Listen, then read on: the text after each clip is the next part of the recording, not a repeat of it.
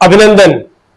आज वीर शिरोमणि अपनी जन्मभूमि के प्रति अमिट प्रेम रखने वाले संघर्षशील महामानव महाराणा प्रताप की जयंती है। महाराणा प्रताप की जयंती के अवसर पर हम सभी की तरफ से अनेक अनेक अभिनंदन। ऐतिहासिक प्रमाण के अनुसार जो महाराणा प्रताप की जन्म कुंडली प्राप्त होती है, उनका जन्म कुंभलगढ़ में हुआ था विक्रम संवत 1597 ज्येष्ठ शुक्ल पक्ष तृतीया को। तदनुसार वह तिथि 9 मई 1540 निर्धारित होती है। 9 मई 1540 दिन रविवार था। संयोग से आज 9 मई 2026 दिन शनिवार है।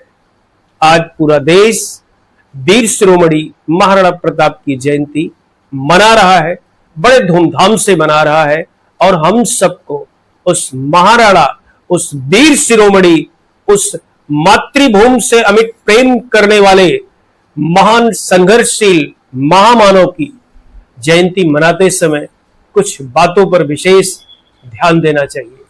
एक इतिहास के विद्यार्थी के रूप में मैं जरूर समाज का ध्यान इन बिंदुओं की तरफ आकर्षित करना चाहता हूं। जब हम किसी महापुरुष की जयंती मनाते हैं तो वह जयंती मनाने का औचित्य क्या है? खास करके राणा प्रताप जैसे संघर्षशील महामानव की जयंती मनाते हैं, उस संघर्षशील त्यागी और अमिट पराक्रमी की जयंती मनाते हैं, तो उस जयंती मनाने का औचित्य क्या है? क्या हम एक चित्तौड़ के शासक की जयंती मनाते हैं? क्या हम किसी एक कुल के योद्धा की जयंती मनाते हैं?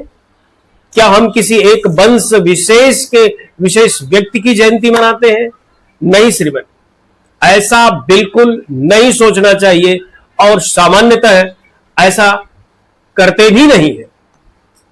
जब हम किसी त्यागी की, किसी संघर्षशील की, किसी वीर की जयंती मनाते हैं, खास करके महाराणा प्रताप जैसे चरित्र की जयंती मनाते हैं, तो आए देखें कि हम उनकी जयंती मनाते समय क्या करते हैं, क्या भाव हमारे मन में आना चाहिए और उनके मन में क्या भाव था। हमारे भाव और उनके भाव अगर एकाकार हो जाए तो महाराणा प्रताप की जयंती मनाना और सार्थक हो जाएगा। हम सबको उसी भाव के साथ एकाकार होना चाहिए। राणा प्रताप के संघर्ष से सब परिचित है। वह समय मुगल काल का है। दिल्ली के शासन पर अकबर की सत्ता है और अकबर एक अखिल भारतीय साम्राज्य स्थापित करने के लिए प्रयत्नशील है। राजस्थान के बहुत से योद्धा, बहुत से परिवार, बहुत से वंश उसकी अधीनता स्वीकार कर लिए हैं। वीरों का वह बाप अकबर की अधीनता स्वीकार करता है और धीरे धीरे संपूर्ण भारत, लगभग भारत का उत्तरी भूभाग, दक्षिण भारत का कुछ हिस्सा छोड़ करके अकबर की अधीनता में आ जाता है। किसी समय चित्तौड़ वंश की प्रतिकार की नीति विकसित होती है। यह प्रतिकार की नीति केवल महाराणा प्रताप की नहीं है, एक प्रतिकार की लंबी परंपरा है, संघर्षों की एक लंबी परंपरा है। वहां आप इतिहास के पन्नों को उठा करके देखेंगे तो सभी राज्यों ने, सभी शासकों ने एक अपनी स्वायत्त सत्ता को सुनिश्चित करने के लिए संघर्ष किया है। हम बहुत पीछे ना जाकर के राणा सांगा, राणा उदय सिंह और महाराणा प्रताप की ही बात करते हैं। उदय सिंह ने भी अकबर की सत्ता स्वीकार नहीं की थी। यद्यपि उदय सिंह को इसके लिए प्रताड़ना झेलनी पड़ी, त्याग करना पड़ा, महल का परित्याग करना पड़ा और इसी परित्याग की अवस्था में उनका देहावसान हुआ और उनके देहावसान के बाद महाराणा प्रताप चित्तौड़ के शासक बने। उन्होंने अकबर की अधीनता नहीं स्वीकार की। अकबर की अधीनता न स्वीकार करना एक बड़े राज्य की संप्रभुता के लिए बड़ी चुनौती है। आप हल्दी घाटी का युद्ध जानते हैं, राणा प्रताप का संघर्ष जानते हैं, चेतक की वहां अमिट कहानी, कविताएं जानते हैं। उस जमाने में भी चेतक और राणा प्रताप की वीरता को लेकर के अनेक कविता कहानियां रची गई, आज भी हम सब सुनते हैं। किंतु राणा प्रताप का जीवन यहीं तक सीमित नहीं है। आइए जानते हैं, आज हम जब देश एक लोकतांत्रिक देश है, जब किसी वंश विशेष की सत्ता भारत पर विद्यमान नहीं है, सब भारतीय हैं और सब भारत के लिए संघर्ष की उस परम का स्थिति को अपने हृदय में अनुभूति करते हैं। राणा जब युवराज थे तभी उन्हें महल से दूर आदिवासी समूहों के बीच में प्रशिक्षित किया गया था। अपने युवराज काल में ही राणा ने जनजीवन से अपना घनिष्ठ सहकार विकसित कर लिया था। एक राजकुमारपन की भावना और आम जनजीवन से घुल मिल जाने की अमिट भावना दोनों एकाकार हो चुकी थी। आप सब जानते हैं, उनके राजा बनने से पहले ही भील समुदाय उन्हें कीका कहता था। कीका मीन सभान्वित भाई। और राणा का पद प्राप्त होने के बाद भी वे महाराणा प्रताप नहीं, वे कीका राणा ही कहलाते थे। जब जन समुदाय अपने राजा को अपना भाई मानेगा, एक राजा जब जन समुदाय को अपना सहोदर मानेगा, उस भूमि का सगा मानेगा, तो राजापन और आम जनजीवन के बीच की दूरियां सदा सदा के लिए मिटने लगती है। तब राजा का त्याग आम जनजीवन का त्याग हो जाएगा। तब राजा का पूरा जीवन उस आम जनजीवन के लिए हो जाएगा। हल्दी घाटी के बाद राणा को राजमहल त्याग करना पड़ा। राणा का वह संकल्प सब जानते हैं कि जब तक अपने राजधानी को पुनः प्राप्त नहीं कर लेते तब तक भूमि पर शयन करेंगे। भूमि पर शयन करने का मतलब अपने राज्य, अपनी मातृभूमि से एकाकार करना है। आम जनजीवन के बीच में पत्तों पर बैठ करके भोजन करने का अर्थ हुआ सेनापति और सेना के मध्य, राजा और शासित के मध्य, शासक और जन के बीच कोई अंतर नहीं रह जाता है। ऐसा राणा है। और ऐसा राणा जब लोगों का नेतृत्व करता है तो निसंदेह पूरा जनमानस उसके साथ होता है। उसकी संपूर्ण शक्ति जनता की शक्ति है। राणा अपने शारीरिक बल के लिए तो पूरे इतिहास में विख्यात है, किंतु राणा का शारीरिक बल इतिहास की धरोहर नहीं है। राणा की तलवार ही केवल इतिहास की धरोहर नहीं है। राणा का कवच ही इतिहास की धरोहर नहीं है।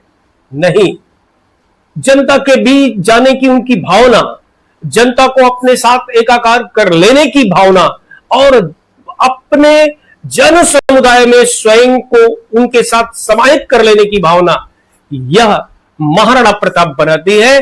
और जब कोई ऐसा महाराणा प्रताप जन्म लेता है, जनता के बीच में मिलकर उठ खड़ा होता है, तो पूरा का पूरा चित्तौड़ उसके साथ हो लेता है।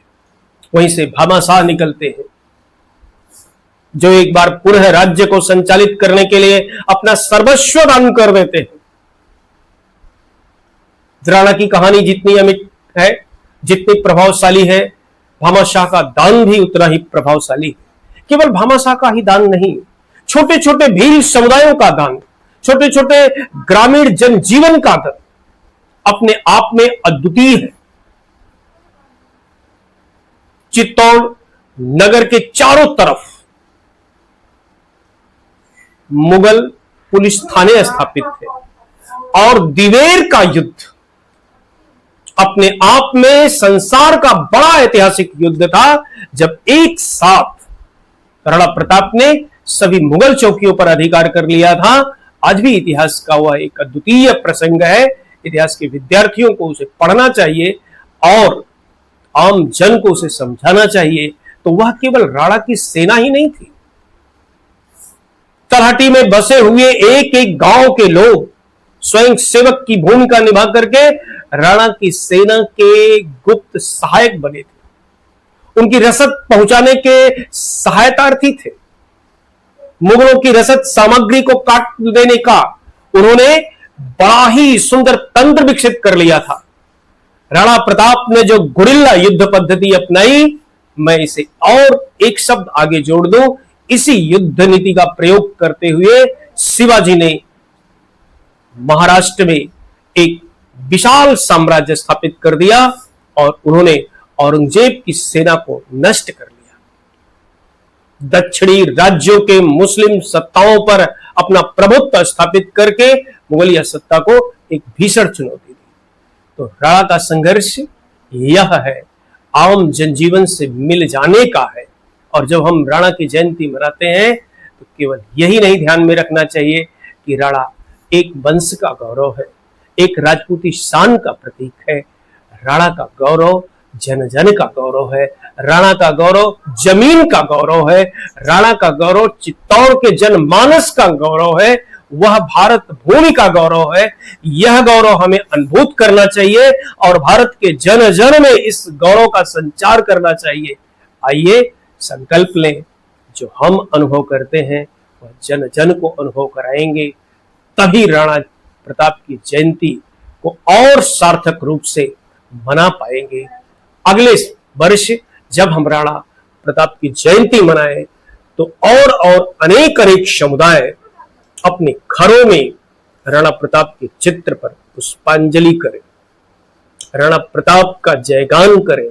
जैसे घरों में सत्यनारायण बाबा की कथा सुनी जाती है, वैसे अपने बच्चों को महाराणा प्रताप के संघर्ष और उनकी कहानियों को सुनाएं। यह इतिहास के गौरव से एक सीख लेने का दिन होता है और इस सीख को पीढ़ियों को हस्तांतरित करने का दिन है। आइए हम अगर इस संकल्प को पूरा कर सके तो निश्चित रूप से हम भारत के उस महान संघर्षशील व्यक्ति, महान अप्रतिम अद्भुत योद्धा को अपनी श्रद्धांजलि देंगे। महाराणा प्रताप की जयंती। जय मेवाड़, जय महाराणा प्रताप और जय स्वतंत्रता के प्रति प्रेम करने वालियों के अमर बलिदान की कहानी को। नमस्कार।